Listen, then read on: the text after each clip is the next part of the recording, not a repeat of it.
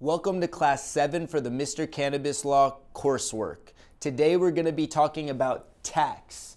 And the main topic we're going to be talking about is 280E. That is the main provision at issue for these cannabis companies. And it is the bane of these cannabis companies' existence. It creates all sorts of challenges. Now, the course book that we have goes into great detail on all these different statute sections that impact 280E, and I encourage you to look at those statute sections.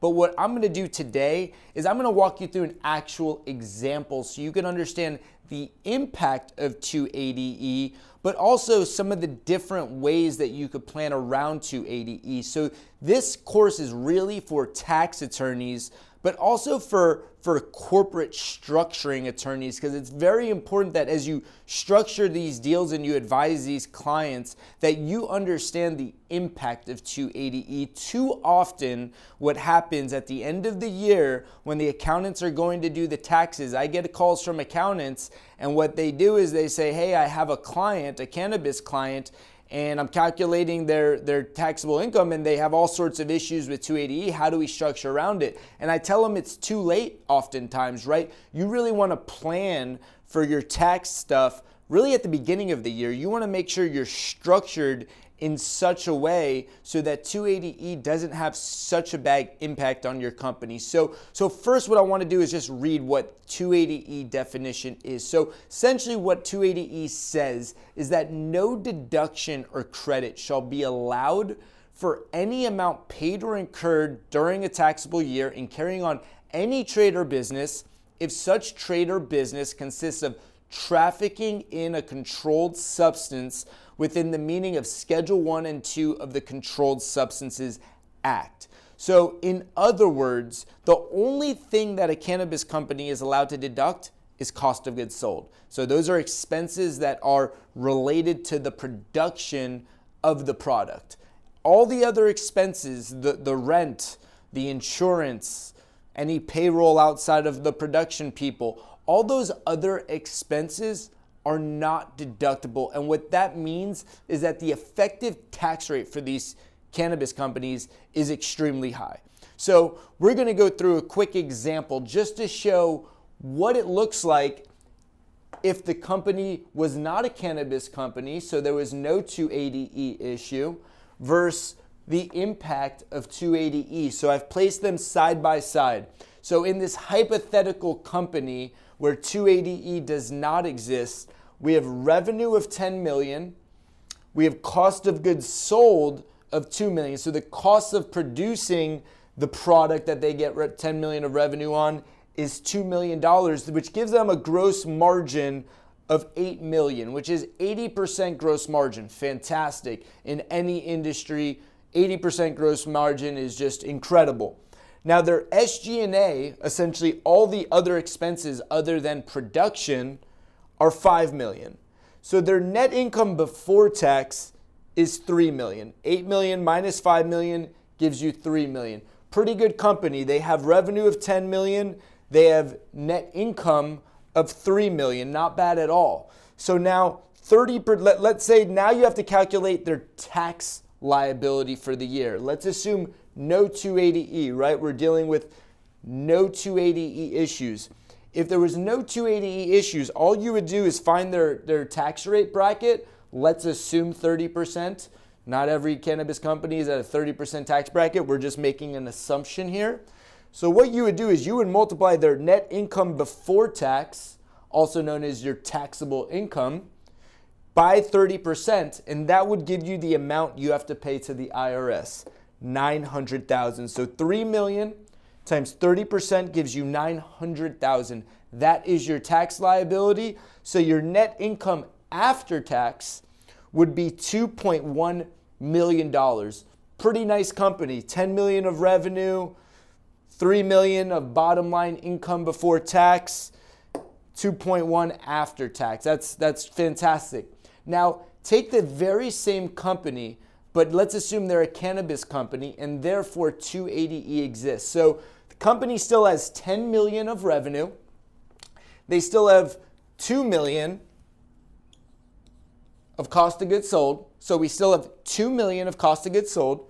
So still $8 million of gross margin. Once again, incredible business. If you're doing 80% gross margin, great business. Any industry is generally going to be happy. Maybe technology industries aren't quite happy with 80%, but generally this is a great number to be at for gross margin. So SG&A, same thing. Your expenses that are other than production is your SG&A, $5 million.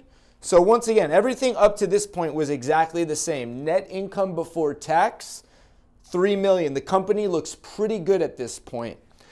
But the difference now, because we have 280E, is that instead of multiplying this by 30%, right?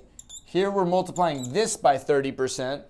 Instead, since this is not deductible, right? Only cost of goods sold is deductible. So instead, you're going to multiply 30% by this number.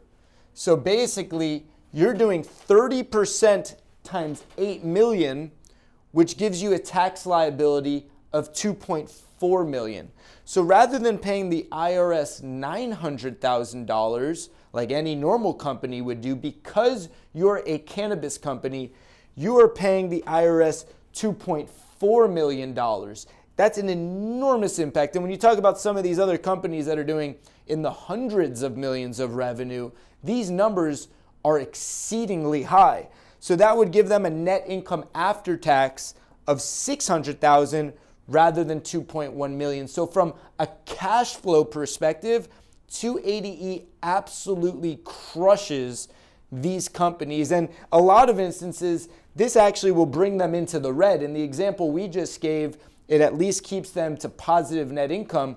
But in a lot of companies, this will actually put them in a red, and they will actually be incurring a loss. And that is largely why a lot of these cannabis companies are having such trouble just generating positive income within their taxable year. So what you do, well, if you want to figure out your effective tax rate, is you would multiply 2.4 million by your net income of 3 million, and your effective tax rate is 80%. In other words, you're paying 30% if you're a non-cannabis company, but you're essentially paying 80% on your net income since you're a cannabis company. So what do?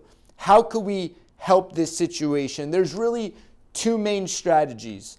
The first strategy is to try to allocate more of these expenses into cost of goods sold. So you want to work with a lawyer and or an accountant that could help you allocate more of these expenses, more of your overhead to production, right? Let's find ways, creative ways within the law, of course. We don't want to do anything illegally. We want to find ways to allocate more of these expenses into cost of goods sold so that we could bring down our gross margin and then bring down our tax liability. So that's option number one. Option number two is to try to take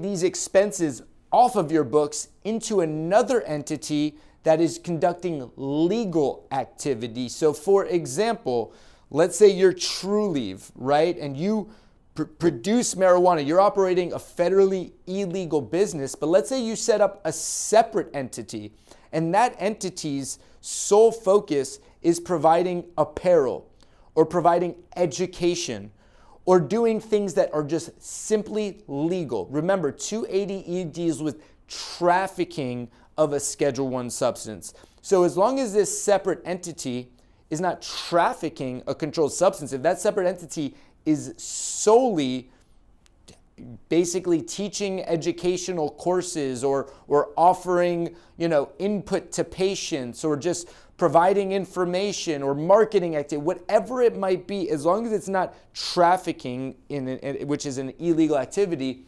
then what you could do is you could actually move some of those expenses into that entity, assuming that those expenses are related to that entity. And therefore, you could deduct them within that entity. So there's been various court cases that have been decided on how to go about doing this. We talk about some of those court cases in the coursework. I'm not going to get into them, but the key component here of what the court's going to look at is you really need to really make a very clear distinction between this business that's getting the 280E and this business that you're claiming is legally run. And you need to make sure that you are very clearly delineating which expenses are being allocated to this entity versus what expenses are being allocated to this entity. So those are very basic kind of structuring ways to do this. There obviously is way more complex things that you need to consider. So definitely, if you are not a tax attorney, you're a cannabis attorney and you're helping with a corporate transaction or you're just setting up a company, this really needs to be dealt with at the very beginning when you are setting up a company to ensure that they don't have this tremendous impact of tax liability. So that's pretty much it for this class. Like I said, I reference in the course materials a lot of different statute sections that also play a role within this analysis. But really appreciate you for watching this class and look forward to seeing you at the next one.